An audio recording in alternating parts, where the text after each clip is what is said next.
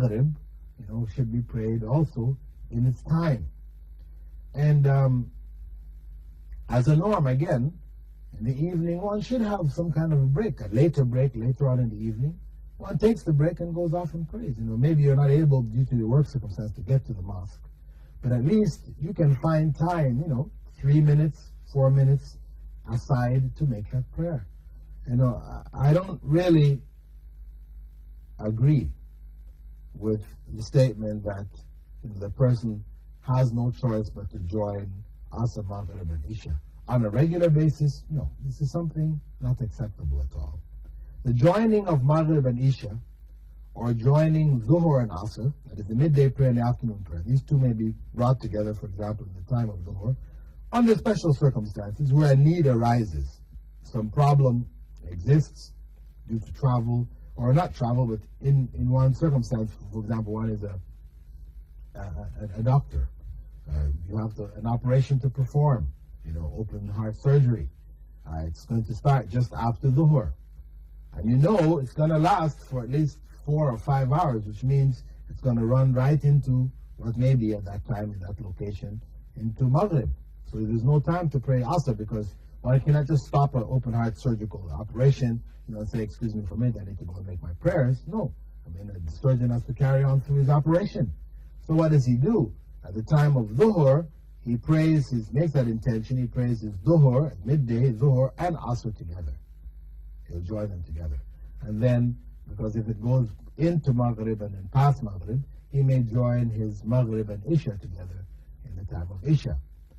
That's something permissible because the circumstances has made it, virtually impossible for him to pray in its correct times, in the normal times. But to join Asr with Maghrib, no. This is not a joining. Asr should be joined with Dhuhr and Maghrib with Isha. But as I said, this is something which may occur to a person on a limited scale, for a limited period of time, based on some particular circumstance which comes up in one's life. But to make it the regular pattern, because you're now working 6 days a week, and this is how life is going to be, 365 days in a year, so that's what you're going to do, join your prayers like this, no. This is not really an accepted circumstance. One should try to find another job if one really is in a position where one's forced to be joining prayers all the time. It means one needs to find a more suitable job. The next question comes from Sharjah. Mrs. Rabia writes in saying, Assalamu alaikum, Dr. Bilal. My husband has a bank loan and we're always short of money. Now I'm 2 weeks late with my period, and he insists that I take hormone pills to make me menstruate. Is this right? Well, the viewers might be wondering, what is the connection between a bank loan and being short of money and being 2 weeks late with the period? Of course, obviously there is none. I would just say that she's explaining something of her circumstances. Husband having a bank loan, meaning that they're in a state of a lot of displeasure. What she's indicating is that their money is short. So what it appears here is that her period is late, indicating it's possible that she's pregnant. So the husband is suggesting that she takes hormone pills to menstruate, meaning to abort the pregnancy, because he cannot afford, because he's already got a bank loan, he can't afford another child. So this is the link that I'm deducing from this particular question. Now, what we have here, one, of course, is the situation with the bank loan. If this bank loan is from one of the regular banks where she has to pay interest, this is, of course, something sinful. It's cursed by Allah. The Prophet ﷺ had forbidden it. Allah forbade it in the Quran. This is something that a Muslim should avoid at all costs. But now in the other issue, the issue concerning the delay of her menstruation. Islamically, for her to be taking these pills, knowing that she's going to abort, then this is something forbidden in Islam. abortion is forbidden. Not because at this stage, it's only 2 weeks, this is the killing of a child, because from an Islamic perspective, the beginning of the 5th month is when the angel brings the soul into the fetus, and that fetus now becomes a living child. And that abortion from that point onwards would involve the taking of a human life. Prior to that, it is life, but not human life. But the taking of life in Islam is forbidden without just cause. If someone sees an animal, to kill this animal for fun or for sport, shooting it or whatever, this is forbidden in Islam. Prophet Muhammad ﷺ had told us we should not make birds our targets. That is, you have a gun or a rifle or whatever, you want to do target practice, you don't take animals and kill them, for the purpose of practice. This is forbidden in Islam. We only take life for just cause.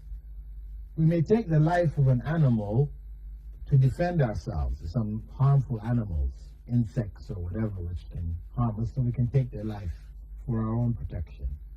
We may take the life of animals for our needs, for eating, for clothing. These are the circumstances that we can take the animal's life. But just to take animal's life for sport or for fun, then this is forbidden in Islam. We take the animal's life because we need to eat. This is justified. Those would argue that no, we should be vegetarian. This is nonsense, of course. Islam has permitted for us to eat animal meat. We will eat it. So now, the taking of life, whether it be human or otherwise, this is forbidden except with just cause. Human life can be taken for murder, we know, for adultery, if the evidence is there for them, for rape, where a person does so violently with weapons, etc., they may be executed, for drugs. There are different reasons which are given for taking a human's life, which are these are where it is justified. But now taking it because one's economic situation, one is uncomfortable with, this is not an acceptable decision for one to take as a Muslim. As Allah tells us in the Quran, don't kill your children for fear of want, because we نحن نرزقكم وإياهم, because we provide for you and for them. Allah is the provider. So we're not permitted, to take the life of our children for fear of want. Now, contraception is something else. A person may take contraception to avoid pregnancy. Where the things that are taken are things which are not harmful, whether it be the pills or the diaphragm or whatever. These things may be utilized to prevent pregnancy, as took place in the Prophet's time, where companions asked him permission to take steps to avoid pregnancy, and he gave them permission to do so. So if one wants to space, for example, between children, because, to give a wife a chance to be able to raise one, rather than having one every 9 months, every 10 months another child is coming, it may become too much for some women. So their spacing is quite permissible to space it, etc. So contraception may be used as a means of, spacing out one's children. But any methods which involve permanency, where it involves tubal litigation, where there's, tying of tubes or these kinds of things, which cannot be reversed, where a person will not be able to have children, period, in the future, is of course a forbidden operations. We're not, as Muslims, allowed to do these type of things. This becomes damage to our bodies, our systems, and our bodies. Something, a gift from Allah. And one may feel, okay, I don't want to have any more children now, but then something may happen. A husband may die, a wife may die, children may die in accidents, whatever, and then all of a sudden one is in a situation of remarrying and wanting to have children, wanting to be able to raise children. So we don't know the future, so we should never take those types of irreversible steps. Well, this is all the time we have for this segment of the program, dear viewers. I'd like to thank you for being with us in this segment, and I hope you will continue to follow the program throughout the rest of the year. And if you'd like to write in any questions to us, you may write to me, Dr. Bilal Phillips, in the Light of Islam, UAE Television, Sharjah, PO Box 111, Sharjah, United Arab Emirates. And with that, we'd like to bid you farewell. Assalamu alaikum wa rahmatullahi wa barakatuh. And I hope to see you in the next program. Assalamu alaikum.